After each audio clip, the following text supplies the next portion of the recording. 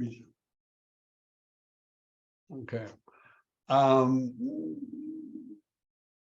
So I'm going to, I have a set of slides, but I'm going to go in and out a little bit to some things on the internet in a bit.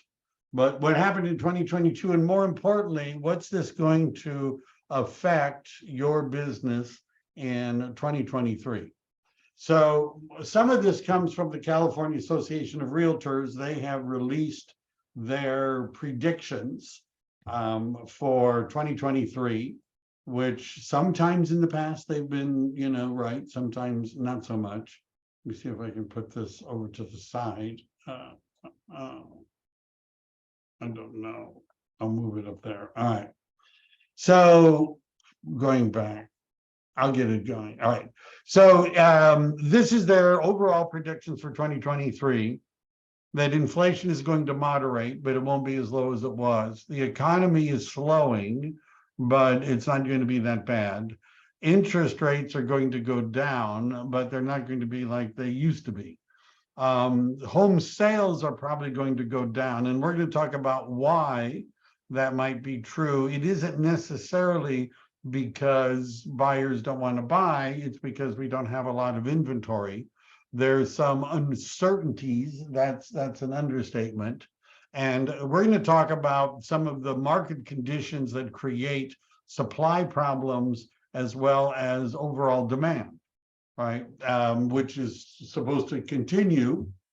Home prices may fall, they may not fall. It all depends on who you ask.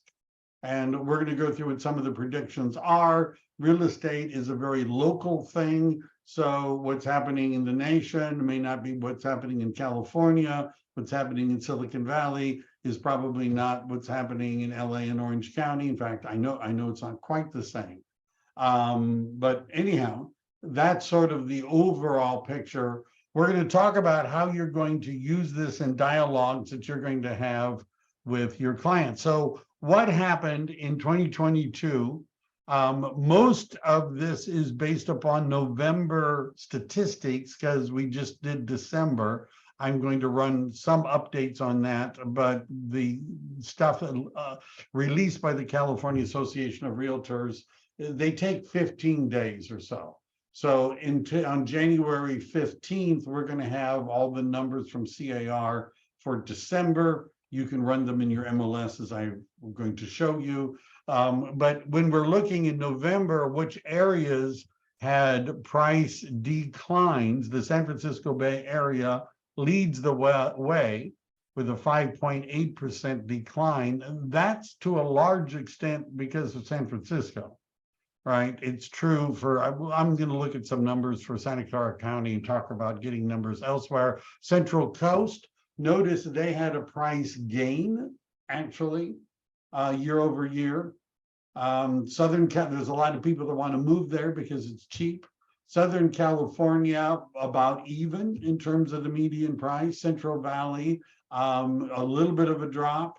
And the far north, right, which reminds me of a game, maybe Game of Thrones. Anyhow, the far north had a price drop. Now, some of these statistics, I threw some in for some of the major markets that you might be at. This was the November statistics overall. Notice the number of sales were down 47.7% year to year, down 21% year to date.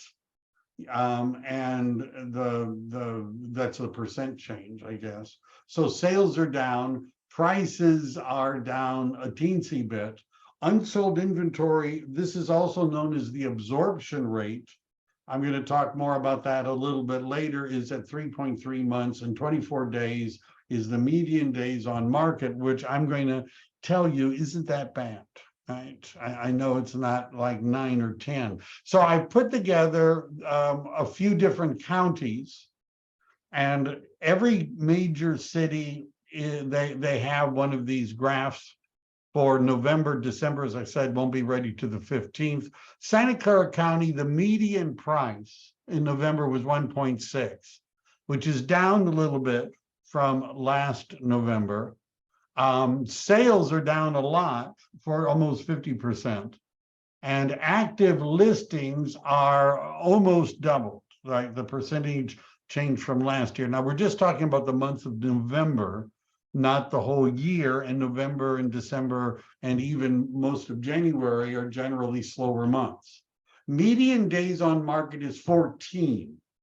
Now, there's some contradiction in what these numbers might imply, because if you look at the first three on the top, you might be thinking, well, this is becoming a buyer's market.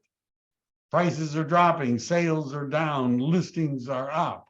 But when the average house is selling, or the median number of days on market is only 14, that's a really low percentage. That's like it was during 2021, during the crazy time. 98.6% is the sales to list price ratio. Now, 40% of the listings had price reductions. But when they sell, they're selling for about what they're listed for. And I'm just saying, I mean, it used to be 108% was the list to sales price ratio. It's not that, but what I'm seeing is in November of 2022, in Santa Clara County, the average seller sold in 2 weeks for essentially what they were asking at the time the offer was made. But they probably had reduced their price a little bit. Alameda County, look at the days on market, 16, right? Again, a little over 2 weeks, 100% is what they got on average of what it was listed for. 37% have had a price reduction. It's true, prices are down and sales are down and listings are up. But what sort of contradicts those numbers is that properties are still selling very quickly for essentially what the list price is, but they have price reductions. Sacramento, price didn't drop as much. People are still moving there. The number of sales is down 44%. The listings inventory is way up, but median days on market higher than the Bay Area, but still 22.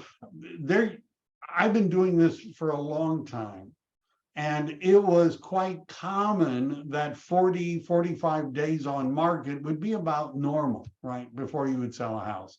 22 is still pretty low. They're getting 100% essentially of what they're asking for, but there have been price reductions. Los Angeles, prices haven't dropped that much year over year, a teensy bit. Sales are still down 40%. Listings are up. Days on market 24, so it's taking a little more than 3 weeks to sell. People are still getting about 100% of what they're looking for. 40% of them have had price reductions. Orange County, down a little bit in price, down a lot in sales, a lot more listings. 3 weeks is the average time on market. People are getting almost 100% of what they're asking for, but there have been price reductions. San Diego, kind of, notice there's a lot of similarity in these percentages. There's a little bit of a different range. Prices are actually up in San Diego. San Diego's still a hot market. Sales are down, listings are up. Median days on market less than 3 weeks, almost 100% of what people are asking for, but prices have been reduced. So one of the things to think about, before I get to that. So I'm going to show you, maybe I'll do it now. If I were to look at December numbers, all right, and let me see if I can make this bigger. Oh, why not? I should have done this first. Okay, I don't know how easily you can see this. All right, so this is for Santa Clara County and for December in Santa Clara County, right? Because we know it closed. Looking at December's going past. Now, there were only 665 sales, which is down a lot from 2021, but 2021 was gluttony. It was down from 2020, which was also really a lot of gluttony. But notice we have to go back to 2018 before we find something that low. Sales are down significantly compared to what they were during the pandemic. They're not down as much as they were pre-pandemic, right? But still sales are down. Median price 1.3, and this includes condos, townhomes, and just everything lumped in together. That's down from 2021, still up from 2020, still up from any of the previous years. So prices went up, and then there's been a correction. List to sales price ratio, 98.8%. Last year was 100, almost 9% over is what people were getting. It was crazy, right? I remember we had a listing. The buyer made an offer. The offer was 100,000 over the list price. And the seller was unhappy because he said, I was expecting more than that, more than 100 grand, right? So we're not doing that, but what's really the difference between 98.8 and 100%, right? So essentially the sale to list price ratio is what it was in 2018 and 2019 in terms of new listings. 442, is that flooding the market? Notice how close that number is to the new listings for that month in 2018 and 2019. Months of inventory, we're going to talk about that. 1.4 is, and that's still, by the way, a seller's market. And what months of inventory means, if we stop listing homes, we just looked at all the active listings right now, and we looked at the sales for the last 30 days, how long would our current inventory last? This is also known as the absorption rate, 1.4 months. Obviously, that's up a lot from last year in 2020, but if you look at 2018 and 2019, it's sort of right in the middle of those. Right. So maybe you can see where I'm going. By the way, I've seen this done in LA and Orange County. I don't have access to the MLS such that I can run the numbers. I've seen it done in Dallas and in Florida, and this almost always looks the same, where many of the indicators for 2022 are matching what they were in 2018 or 2019. And believe me, 2018 and 2019 was not considered a bad real estate market. Was not considered a bad real estate market. It wasn't like 2020 and 2021. Nothing's been like that, right? There's a lot of weirdness going on, but it's about the same as 2018, 2019. Days to sell median, 19. Notice again, that may be up from 2020 and 2021, but it's down from 2018 and 2019. Right. Again, it looks like many of these indicators are simply resetting to what they used to be before the pandemic. Active number of listings, 955, that is down. It's and in 2021, there were fewer of them because properties sold so quickly. But again, we're down a lot from 2018, 2019, but up from 2017. It just, sometimes the seasonality, there weren't that many. Now, I took the number of sales and added them up year to date because I don't have a social life and I don't have anything else to do. And by the end of December, we had 13,258 sales year to date. This is single family condos and townhomes. It's true that's not as high as it was in 2021. It's closer to what it was in 2020, but we missed some months. But if we look, it's not far off from what it was in 2019, right? Not that far off. So my suggestion is that, maybe it's too soon to panic, right? Because some of these numbers, the most problematic of the numbers is the number of sales being down, right? But if they're down year over year, we're comparing it to being down in 2021, which was crazy, right? Are they down that much compared to some of the other years? Not as much, right? Now, part of the issue, of course, is, well, interest rates, right? Maybe part of the issue. So let's see, how does this county, this is just somebody else. This is something I stole from somebody else. But from a California Association of Realtors. So I paid them, right? I guess we all have. So what this is showing, this is obviously a calculator. for calculating different parts of a mortgage payment.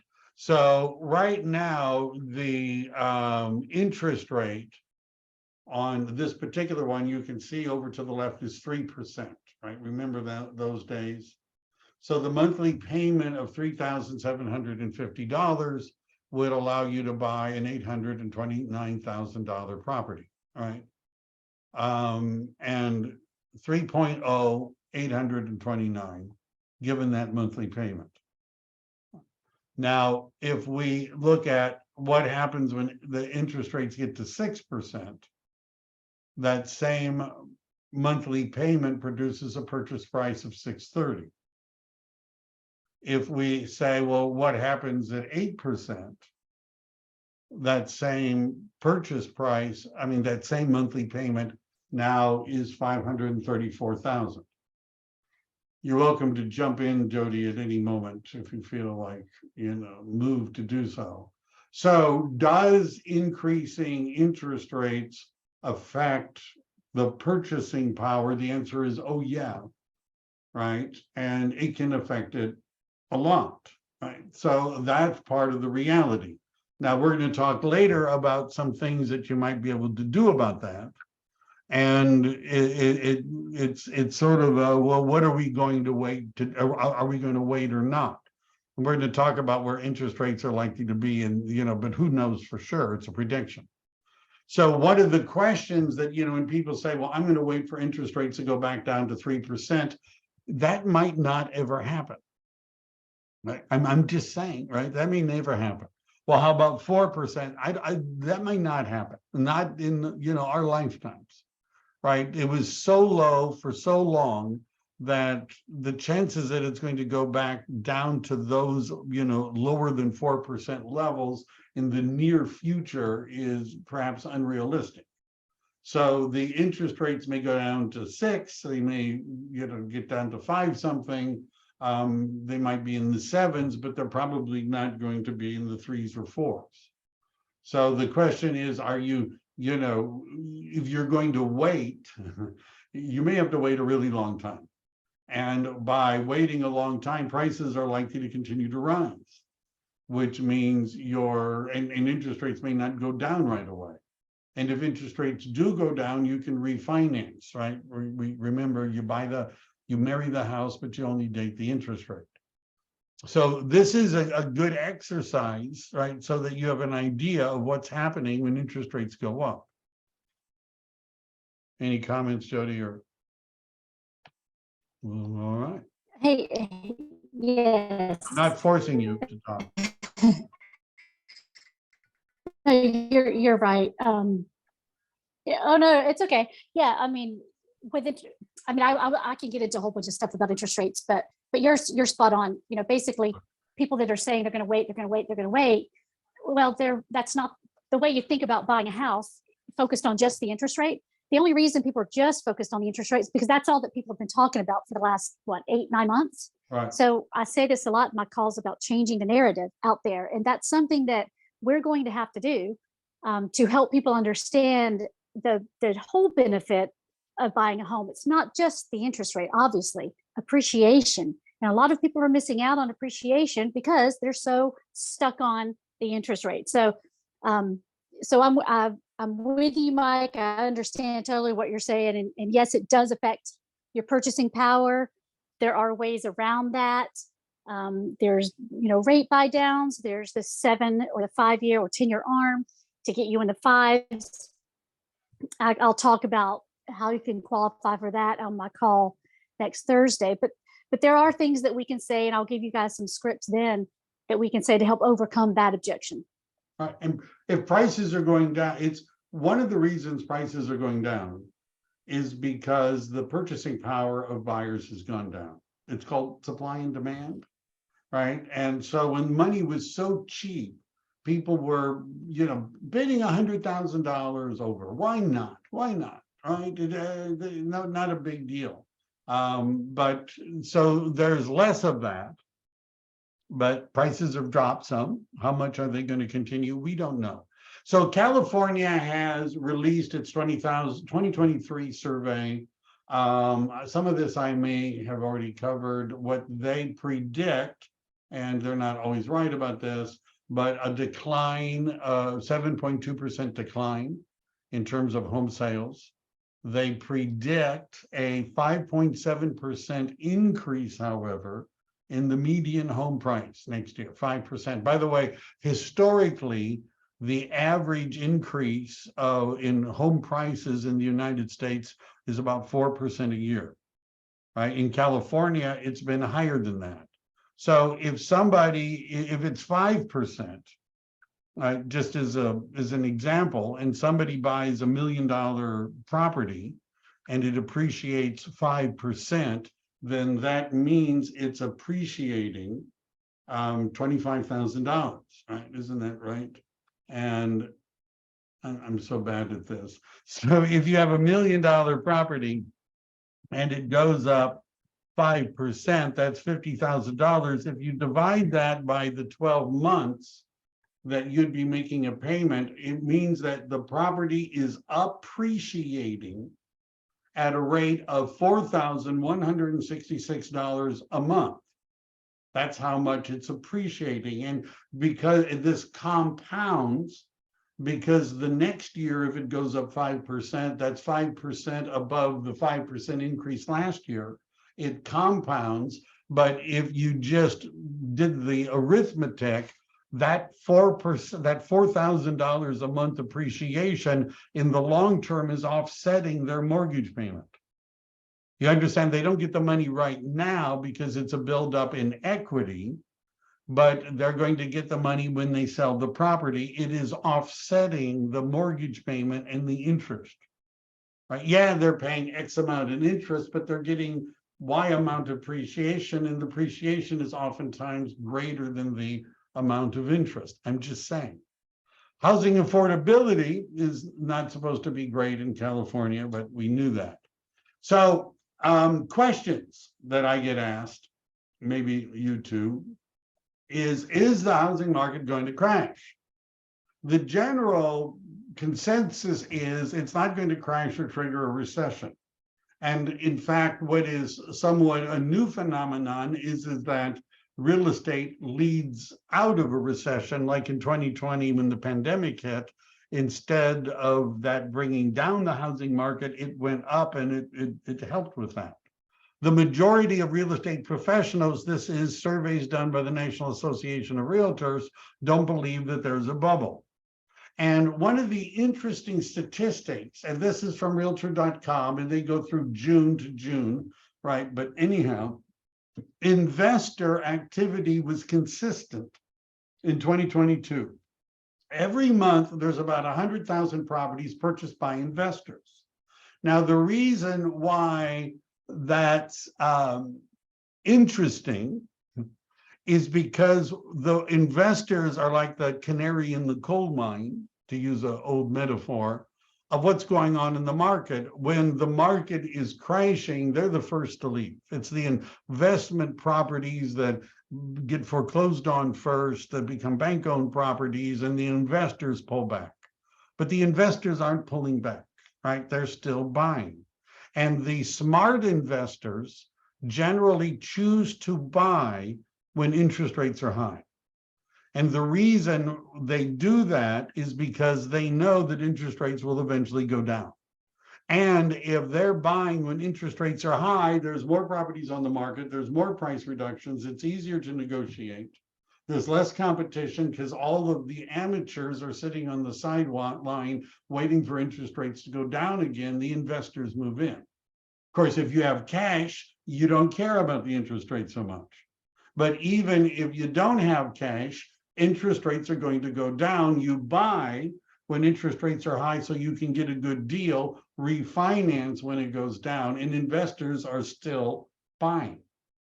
Also, another why is that there not going to be a crash? There are far more purchases than available properties, which is the opposite of what it was in the 2000s. The bad mortgages, I was there, Jody and I were there, right?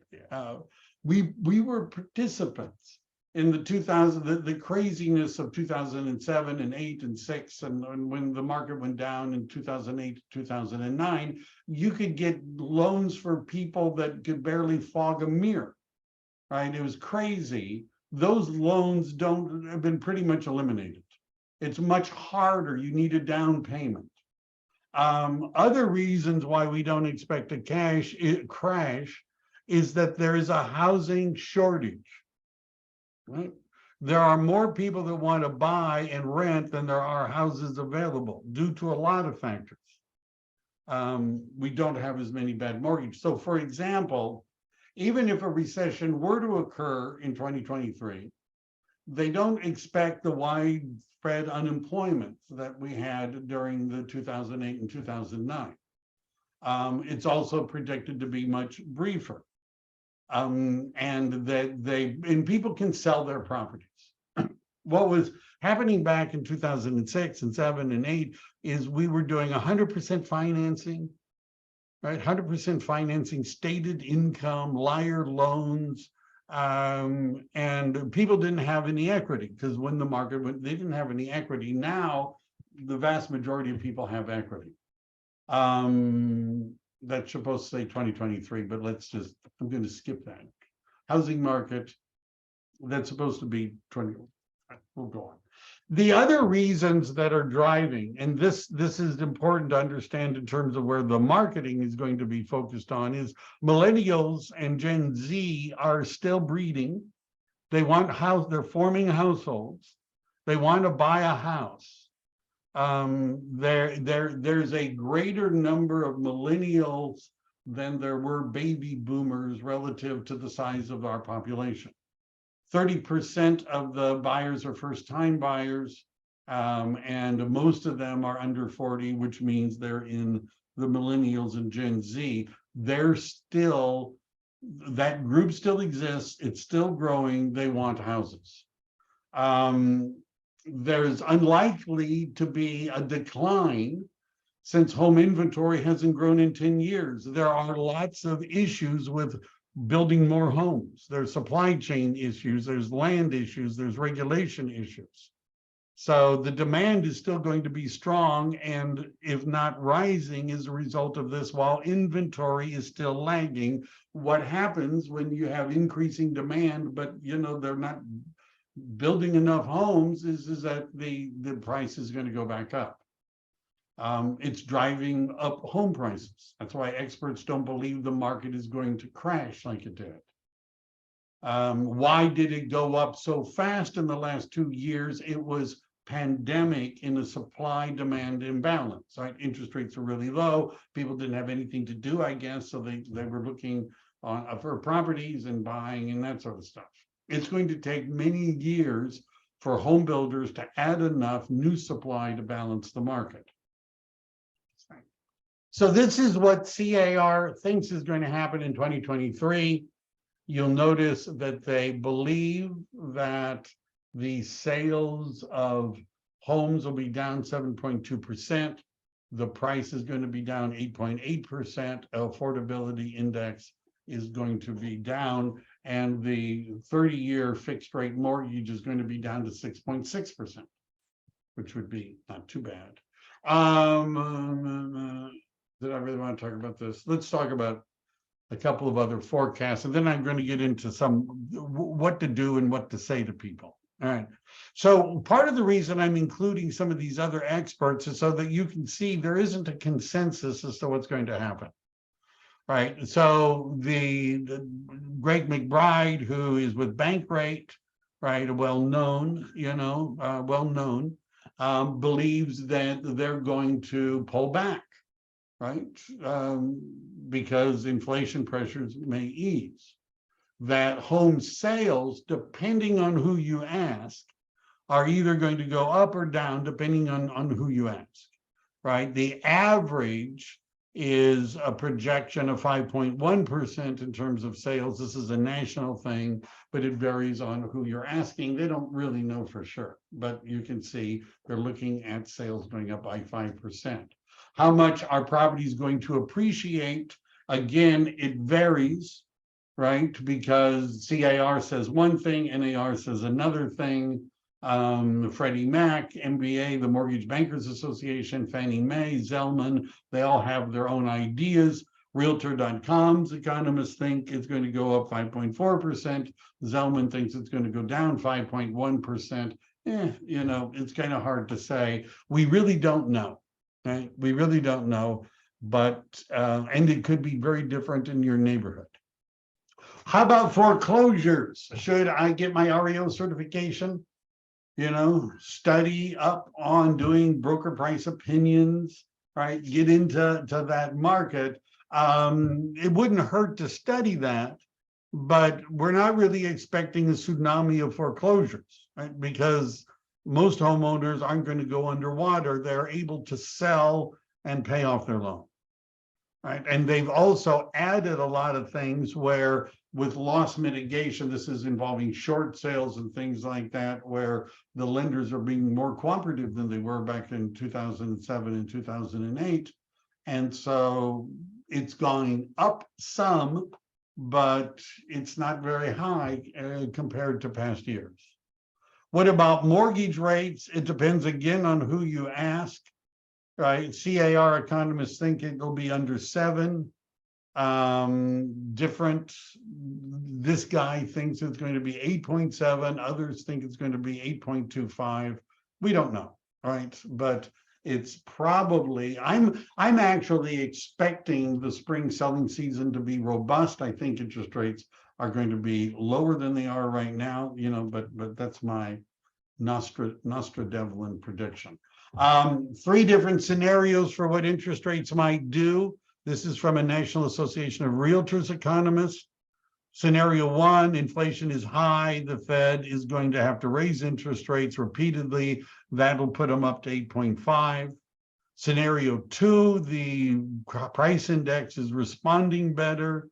There's a deceleration of inflation. Now we're looking at 7 to 7.5. And scenario 3, the raises repeatedly to curb inflation, the economy falls into a recession, and then rates would drop back to 5%. Hey, there's an idea. Wait for a recession, right? And then buy a house. Well, actually, recessions don't always affect what are home sales as much as you might think. What else did we? All right, moving on. So the market has changed. There are predictions, and I've heard them from several different groups, that the number of real estate agents are going to drop by 30%. How do they know that? They don't really know that, right? It's just a projection. Now, if you figured out, well, how many real estate agents are there in the United States and what would happen if 30% of them dropped out, that's like 250,000 less agents. Now, whether or not that's an accurate number, it is true that people are dropping out. I pay attention to how many people are getting their license every week, and I have a real estate school, and all those numbers are down a lot. The other thing is agents that I know, people that on my team, have called me up and said, look, the market is bad. I was talking to some potential buyers and they said they're going to wait until interest rates go back down. So they're out of the market. I think I'm going to drop out of real estate until everything changes again, right? Goes back to the way it used to be. They want to hibernate, right? And because it's not going to be as easy. So part of the good news is that even though sales are going to be down, the number of agents is going to be down as well. And it's not going to be the speed game, speed dating, order taker, so what's different is that they're now buyers sometimes will say, well, if the seller won't accept this or won't do that, I'm just, I don't have to buy. I don't have to. That's not what they were doing in 2021. They were like desperate, right? Because the interest rates were low. They were desperate to buy. So some things that you must have as the market shifts is you're going to have good habits. Have you ever analyzed what % of your time is actually spent in activities that would generate real estate business?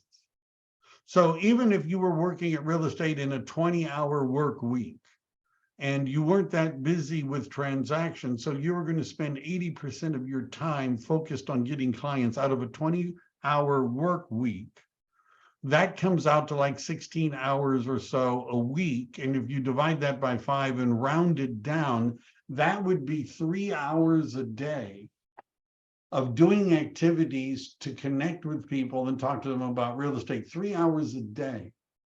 Now, there's some of you, maybe not the people on this call because you guys are all really motivated and all of that, but there are real estate agents who don't spend 3 hours a month looking for clients. Right? Some don't spend 3 hours a year, right? They just expect people to call them and say, hey, you're a real estate agent, I want to buy or sell a house. You're going to need to have better habits. You should have a business plan. Have you identified, do you have a goal? And the goal doesn't necessarily have to be a number of transactions. It doesn't have to be a certain amount of dollars. It could be that you're going to have a certain number of conversations. You have to have conversations to have appointments, and you have to have appointments to have clients, and you have to have clients to have closing. Have you made a plan and a goal? I've made videos on this, right? But agents that actually have a business plan are far more likely to succeed. Do you have a lead generation strategy? You should have at least 3 ways of generating leads, at least 3. It should be your sphere of influence. It should be social media, but it should be something else, like a niche. You need to become good, if not great, at something. So that doesn't mean you have to know everything about real estate, but you might want to learn about first-time home buyers or investors, or you understand dealing with a specific geographic area. So we're not going to be able to skate as easily as before. Good habits, a business plan, make a lead generation strategy, have a social media presence so people are reminded that you're still in real estate. Work your sphere of influence and have a niche, something that you could be good at, that you could brag about. One of the things that you're going to want to do is contact all the people that you know. This is called the intent of care kind of a call, where how could you be of value to this person? Those of you who have heard my sessions on networking, is one of the questions for your sphere of influence would be what kind of a referral could you give them if that's possible? How could you help them in their business? Right? You might need to ask some questions to find something that you could help with. Listen to them. You know, if they ask questions about real estate, talk to them. If they're interested in real estate options, you want to talk about that. But what you want to be is to tell them, look, if you're looking to remodel your kitchen or redo your floors or work on your landscaping, or you're thinking about investing and you need to talk to a CPA or a certified financial planner, or you need a plumber, you need any of those things, call me, because I can hook you up with somebody good.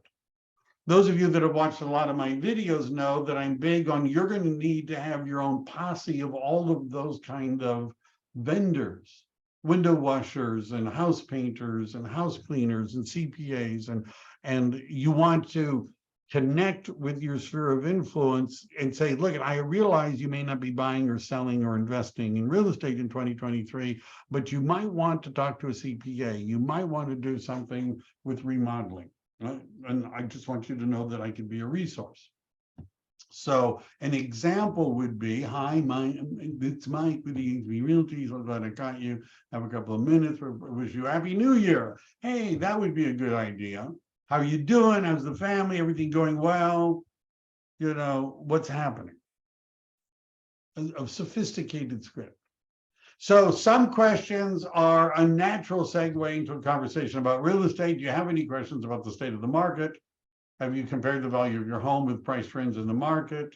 Thank you for the time. I'd like to ask you for a favor. My business is based on referrals from great people like you. Who do you know who might be thinking of buying or selling? I'd love to help anyone you know. Thank you for thinking about that. And if you're your family or anyone going through a challenging time, let me know. I can find resources and answers. Always consider me a resource for anything. I'd love to help. Happy New Year.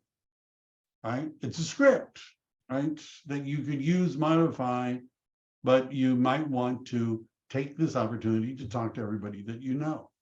So in terms of business planning, you might want to peek at what did you do in 2022? Should write down your goals and make them visible. Put them someplace where you can see them. Create a daily, weekly work schedule. So does your schedule reflect your goals? Right? If it's not in your schedule, it doesn't exist.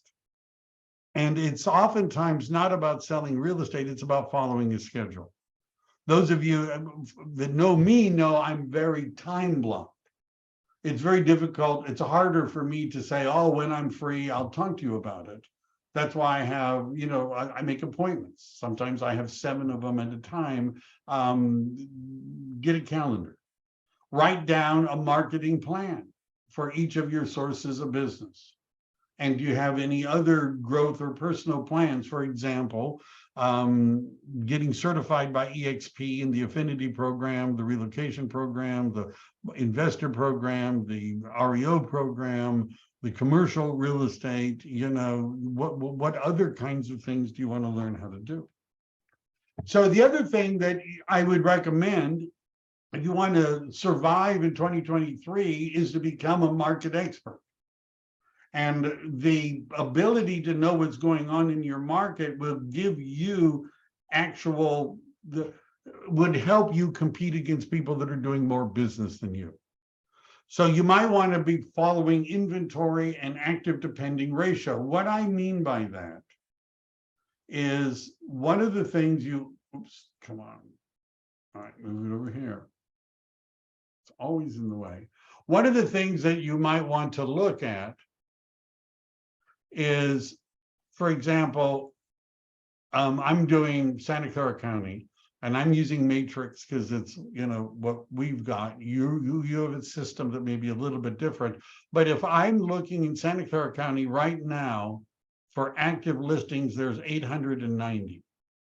Now, what I do with that is I would take that number and I usually put it in a spreadsheet, right? 890. Once I've looked at that, I'm going to go back and I'm going to mark contingent and pending. And then I'm going to scroll down here. Notice it's 437, right? So I'm going to put down 437. I added it up by getting the computer to tell me, what the sum is. And then I determined what the percentage is. So the formula for this is this cell equals 8, whatever that number is, divided by the total, right? 67%. 890 divided by the total is 67%. 437 divided by 1327 is 33%. What this is saying, the way I explain this to clients is if there were 100 properties, right, 100 for sale signs in the area, 67 of them have not been sold, 33 have. Now, not that long ago, 2021, those numbers were practically reversed. In other words, over 60% of all the active listings had a contract, right? All of the listings that had not closed, they were under contract. So it was over 60%. Now it's under 40%. Now, the reason why I recommend doing that on a daily basis is because though you'll start to see that percentage and those numbers change, which would mean like right now, it's early in January, that's going to change because there's going to be more listings. And if you're paying attention as a real estate agent and you start seeing those numbers go up, you know what's happening in the market like right now. Inventory is increasing, right? That's what the message I would probably be saying. That's something you might want to do like every day and make a note of it and just keep going so that you can see in the last 6 weeks, 3 weeks, what's been happening to inventories and going up or going down. What people are going to ask you is what's going on in the real estate market. And, how's the real estate market? You ought to think about your answer to that, right? You ought to have an elevator speech. Now, one of the things that I like about Matrix, which is the software that we use, but maybe not what you use, is that they do this thing called Market Watch. And what this, let's see, what have I customized it? Single family condos and townhomes, Santa Clara County. I guess I was doing it for a zip code before. If I hit save, what this is showing is that in the last 7 days in Santa Clara County, there are 140 new listings. That's nice. 152 changed the sold. That's an interesting number because it means that we had as many solds as we had added to the market. Look at this. This number is starting to grow. 150 listings expired, right? So every new listing, there was an expired listing and a couple of sales. Right? Price increased. 9 people did that. 35 decreased their price. Some were off the market.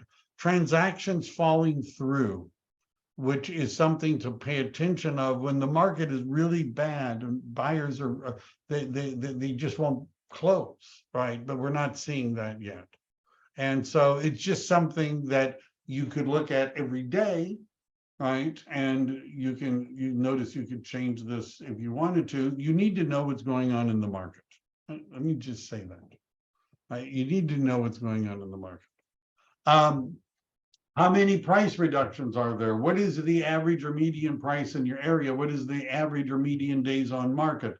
Are sales up or sales down in your area, in your city? What is the months of inventory?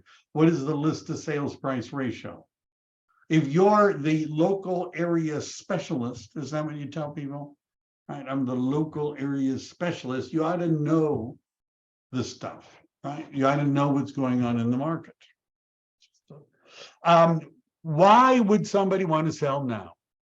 All right, I hear the market's bad. A lot of people aren't selling. Interest rates are really high. I don't want to sell now. Now, some people have an issue where because they currently have a 3% loan, and if they sell and they buy, they have to get a higher percent, and they may not, be able to afford that or may not want that, whatever. But why might they want to sell now? Is first of all, prices could drop. Some of those people think prices are going to drop by as much as 5%. Interest rates may continue to rise. It could go up even higher depending upon how the economy goes, and that's going to reduce demand, which will cause prices to drop. If inflation continues, there might be a recession. The last time we had a correction, which was back in 2008 and 2009, prices fell 33%, took 12 years to recover. So if you're a seller, do you really want to risk that? Right? Because right now the market is still not bad. What this is going to mean is, as a real estate agent, and for some of you that got your license in 2020 or 2021, this will be a new experience. The house doesn't sell in 2 weeks. You list it, you have 2 weekends of open houses and nobody buys it.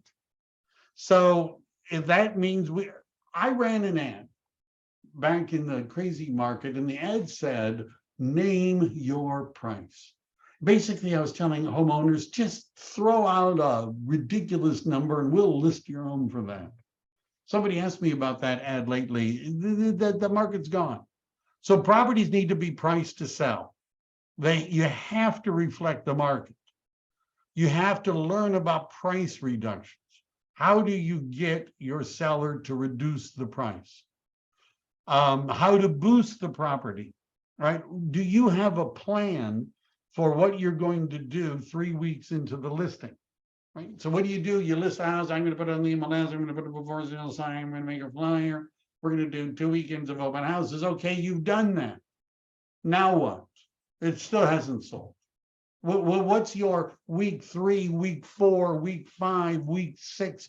What is your plan to market those listings? you better think about your marketing plan. By the way, real estate agents get too much credit when a house sells quickly. House sold in 2 days, $100,000 over list price. I'm a god, right? No, you priced it low in a hot market and it sold quickly, right? You know, that's nothing really to brag about. And real estate agents also get blamed too much when homes don't sell, because they'll say, "Why? What are you doing? Why haven't you sold my house?" You know, we're just jockeys. Does everybody understand it? We're not the horse, right? It depends upon the speed of the horse. So when you're talking about pricing, my suggestion is to talk about pricing strategies, because this is now becoming a price war and a beauty contest, right? There's more inventory. People are reducing their prices. They're offering goodies. So the 3 pricing strategies are price low, so that it increases the interest in possibly multiple offers. Price at the market, maybe you will, maybe you won't get offers. Pricing it above market, we call those expired listings. I've actually told people, you want to start high and come down later? Okay, you know, I can give you a list of people that tried that in the last year. We call this expired listings, right? So there's 2 kinds of properties that are on the market. This is something I would say to people: those that will sell and those that are going to help others sell. So a buyer is looking, and there's 5 homes in an area, all kind of competitive. Some of those homes are going to sell.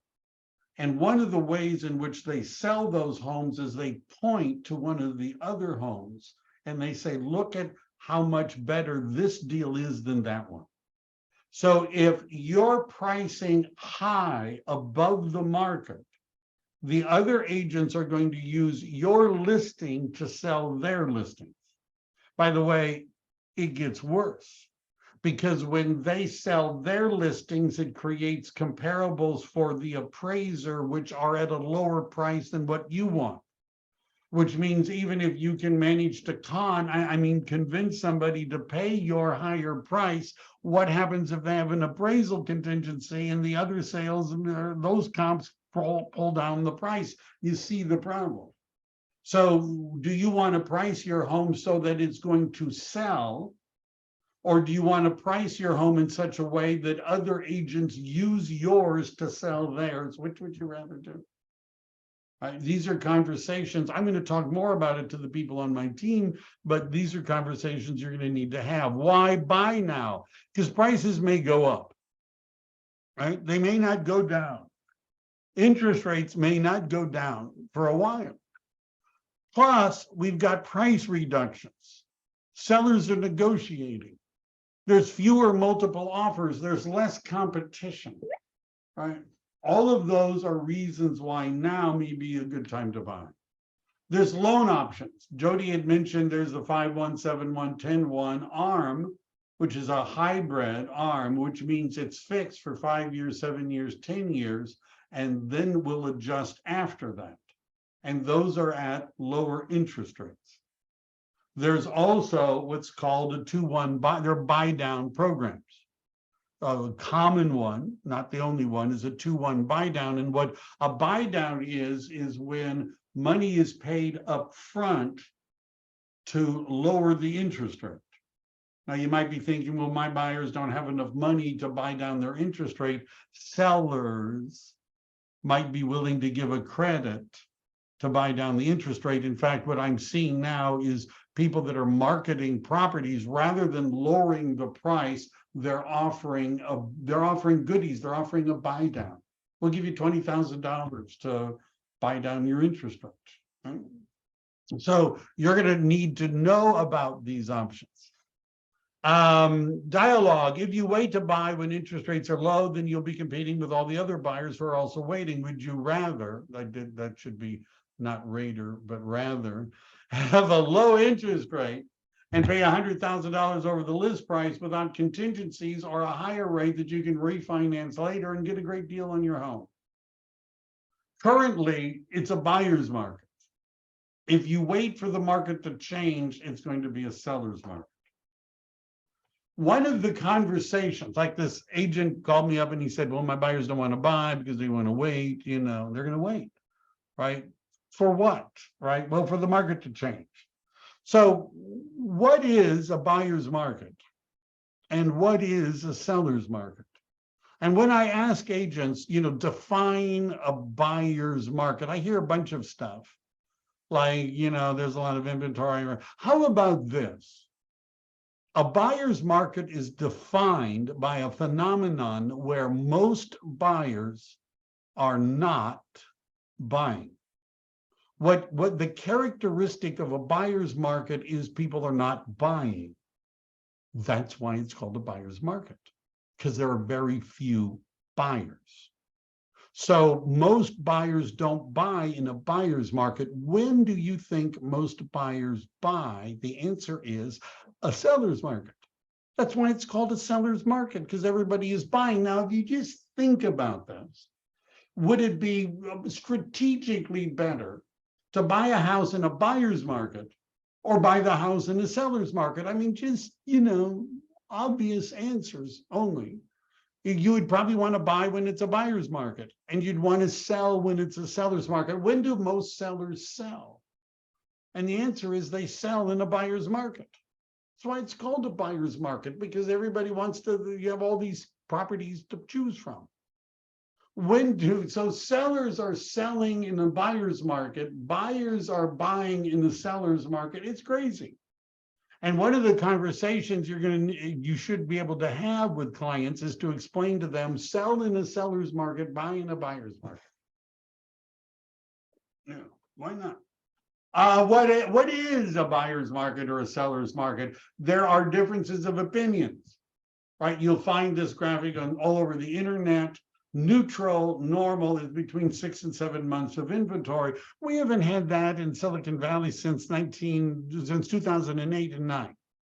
I'm just saying, right? This is not common. This is another gauge where they have the seller's market as the first if there's less than 3 months of inventory. So how many months of inventory was predicted? This would be a quiz question by the California Association of Realtors. What number were they throwing out that we're likely to have right now? And the answer is 3.3 months. Right now, I think it's 3.3 months of inventory for the state of California. Silicon Valley, Santa Clara County, it's 1.4 months. You can go back to all of those, charts I gave you and find the one near yours. By near yours, I mean the property. I'll get back to that. So does everybody understand 3 months to 4 months is not a buyer's market? It's not a buyer's market, right? Not a buyer's market.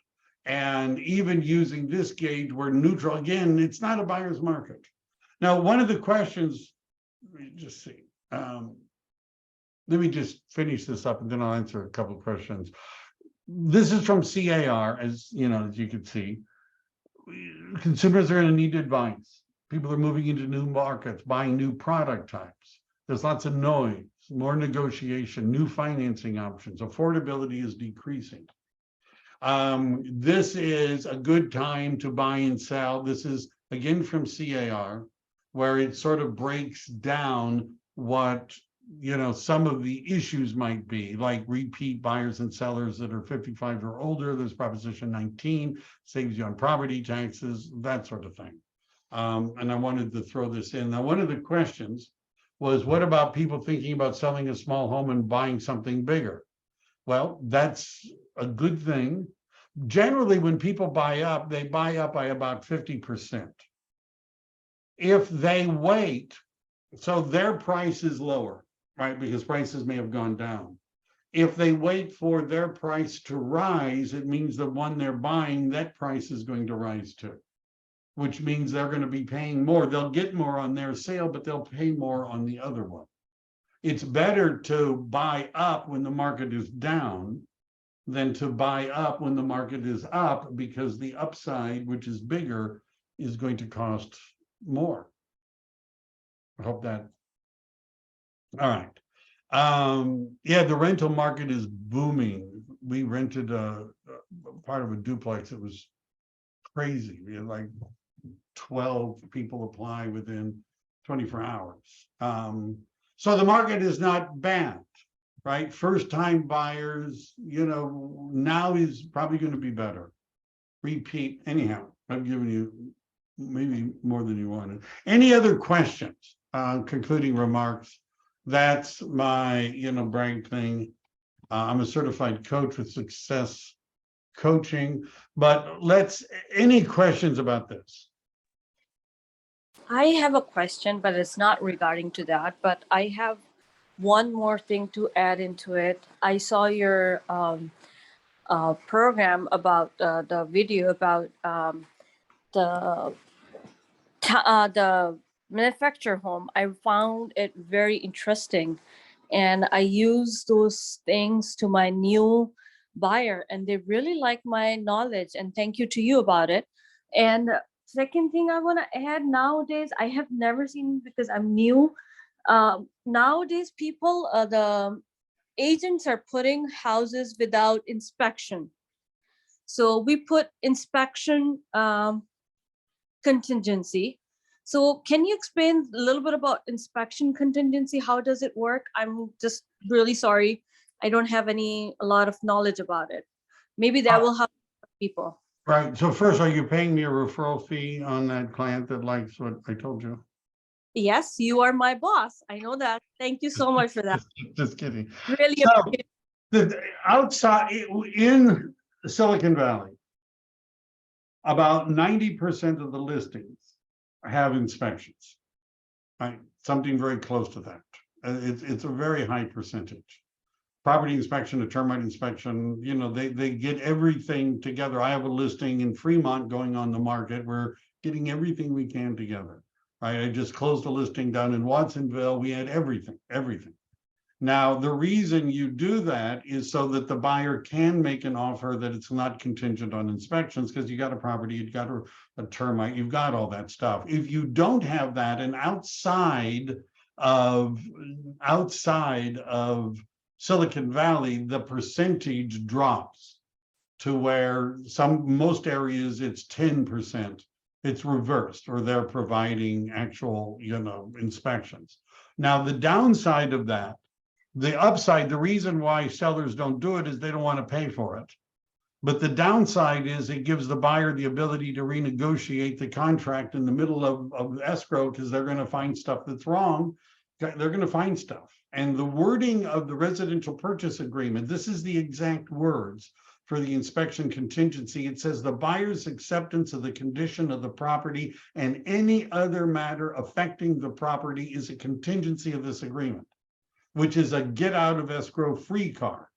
And the only way to get that card away from the buyer is to have the inspections up front. And we've had cases where we didn't have the inspections, and the buyer made an offer with no loan contingency, no appraisal contingency. The property did not appraise by $70,000. And so then the buyer said, well, we're going to back out because HOA says that we can only have 2 pets and we want 3 pets, so we're backing out. And then when the agent said, well, what could we do to keep this going? They said, lower your price 50 grand. Lower the price 50,000 and we'll complete the sale. Because and by the way, that's what happened. So in that case, not having the inspections eventually cost the seller $50,000. But they saved money. They didn't have to buy a termite report. Isn't that nice? So my question is that, is there any amount, like, for example, my buyers like a house and they didn't had any termite inspection or any kind of reports about the property, and they did it and they found out they need to do termite, they need to do, there's a leakage, all that stuff. They simply can come out and no problem, or they can offer lower offer to compensate for that price. And they can do anything they want. Okay. By the way, if I'm helping an agent write an offer and the property has no inspections and reports, I think that's good. I realize the buyer's going to have to buy inspections and reports, but I think it's good. Okay. Because what I would do, this is my advice, right? We're gonna offer the list price, right? Because they'll probably accept it. We're gonna have an appraisal contingency. If it doesn't appraise, we don't have to buy it. We're gonna have an inspection contingency. We're going to be able to renegotiate this price in the middle of escrow. And it's a lot easier to get the seller to concede when they're already in escrow and they would have to start all over, right? It's a lot easier than at the beginning when you're making the offer. So there's an advantage if you're representing. The reason we did the inspections and reports in Silicon Valley is not because we're being friendly to the buyers. It's not because we're being helpful to the buyers. We're doing it to shut out an escape hatch that the buyer otherwise would have. So if they don't do it, then you've got the escape hatch. All right. That, by the way, is we had a really good turnout. What Silicon Valley and San Francisco, it's I don't know. It's most of the Santa Clara County and San Mateo County, you're almost always going to get inspection reports. In those two counties, Southern Alameda County, you often get inspection reports. Outside of that, it's different. But San Francisco, you often get inspection reports. It varies by area. All right, was that enough for you guys for one day? I hope so. So I'm going to sign off saying Happy New Year to everybody. And if you're in my group and you'd like to set up a time to talk about helping you put together a business plan, if you're not in my group, now would be a good time to join my group. And I've got a link for people to set up an appointment. Have a great day, everyone. Bye.